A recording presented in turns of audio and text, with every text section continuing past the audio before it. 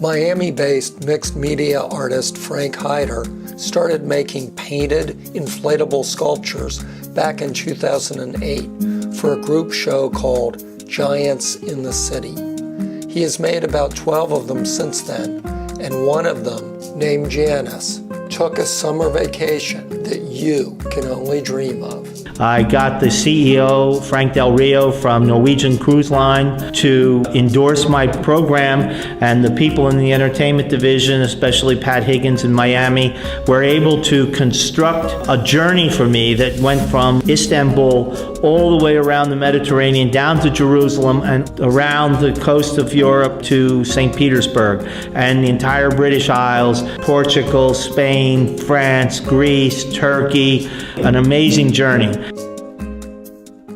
Inflatable sculptures find their roots in street art or parade art, and they have a kind of mobility factor built right into them. What I wanted to do was to take this sculpture and put it on the street, put it in different locations on the boat. We're traveling around on a $1 billion vessel with some very wealthy and very well-educated people, and they would walk onto a deck and suddenly encounter this form. They would come to a staircase, and there it was on the top of the stairs. And many people had a very affectionate response to it and would want to have their photograph taken with it. They would want to touch it. Sometimes they even wanted to punch it like it was a punching bag, all of which I invited. Every time we could, we put it on the soil of the countries we were in. Downtown Seville, where I had a cousin. She took me right in front of the second largest cathedral in Europe. I went into every single store for 3 blocks until I got someone to allow me to plug my plug in. Ran a cord right up to the front gates of the cathedral and inflated it there, and for 2.5 hours interacted with people from all over the world. Until the police came and said, you don't have permits, you're not allowed to do this. So I deflated it a ½ an inch at a time. It took a ½ an hour while they watched me take it down. St. Petersburg, Russia, it was up for the day. Between the passport station and the ship, the border control said, you cannot bring that thing onto our soil again. So, and I went down to try to discuss it with the border police, and they got very, very upset with me. It looked like they might want to take me away someplace, and I had visions of a gulag somewhere in Siberia with my name on it. Making Janis two-sided was not easy. I found a little company in Miami who made a lot of advertisement balloons, and they had technical skills that were really way beyond anybody I'd worked with before.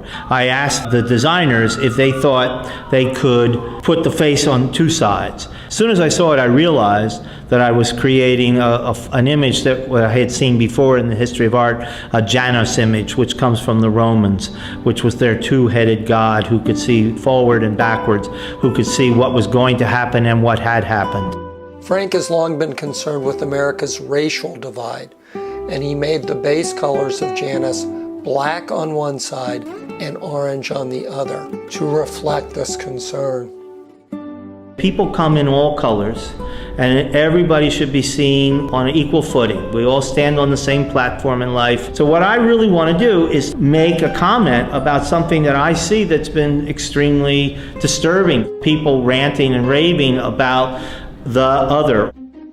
I've been friends with Frank for years, and he's a brilliant guy, but spelling is not one of his strong points. I was going to point out that he screwed up the name of his sculpture, but in this case, it was intentional. I changed the spelling to Janis, with an I, the way a contemporary woman might spell the name, because we live in the era of Bruce Jenner, an era when people have one gender assigned and want to change their gender. So I figured my sculpture should also acknowledge the ambiguity of gender as well. I asked Frank which side people preferred. Personally, he likes the darker side. But everybody likes this side because people think it looks like Shrek.